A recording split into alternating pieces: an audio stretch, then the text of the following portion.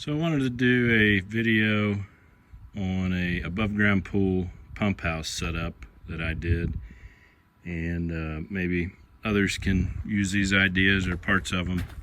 But this is a Craftsman 6 foot wide resin or plastic, basically a trash can storage. And I just did some modifications on it, but you can put your pump and your filter in there. Down there at the bottom, you can see there's a louvered, what would be a crawl space vent. And I put it right beside where my pump is. And then on the other side, that is the top one. So it goes in the top, out the bottom, and helps with airflow. But this is also the same as a Suncast, 6 foot wide. I think they're like a 70 some cubic feet, basically an outdoor storage shed. So what's nice is it's right by the pool, and you can put your towels and your stuff on top, and it's a nice little shelf for people that don't have decks like me. And this is how it opens up.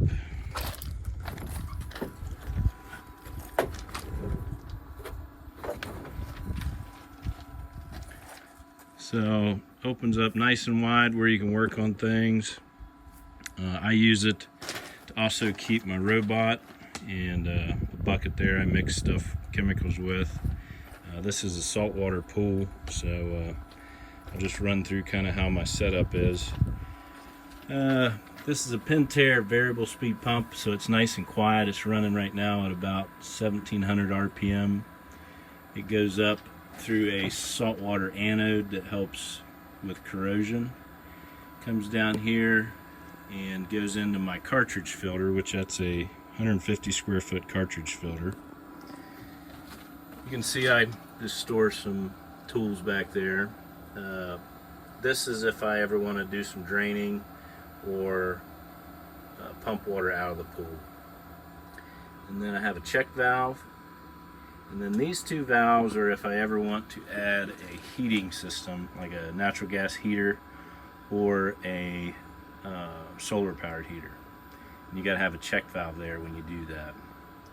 And that comes around, and there's a flow meter. It's a FlowViz flow meter, and it tells you what your flow rate is, so you know how much you're pumping.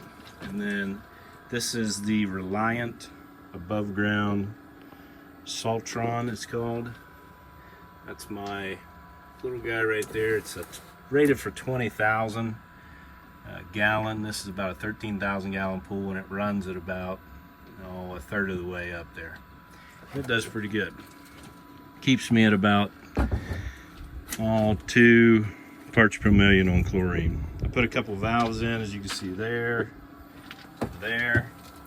And those valves are pretty cheap. I buy them at supplyhouse.com, and they're nice because you got a union right here if you ever want to part things. Also, I added unions, as you can see, in different places there. That's actually got unions built into it.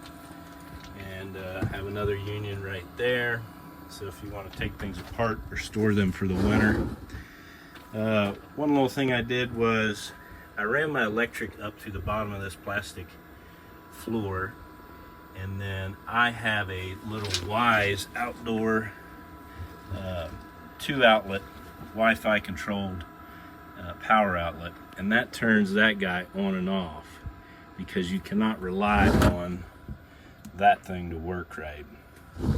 So this pump is programmed to run about 11 hours a day, and that will help turn that on and off because you do not want that on if the pump is not on. With that robot, one little thing I did was I just cut out a little hole so I can close the box up, and I can just run that and throw that guy in right there. On my suction side, everything's hard plumbed, except I do have flexible PVC that runs through the box. That's my return. Then my skimmer has a union there, one there, and then it goes to hard line. And then you can see over there it goes into the pump. And I just have a little area back there I can lay my cleaning pole or whatever. So this is a real nice setup.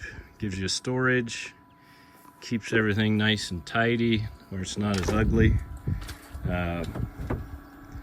And I found that doesn't get too hot in here.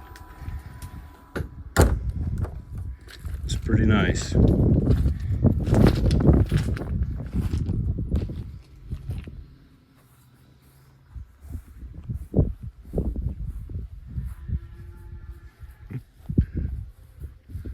Sorry for all the cows.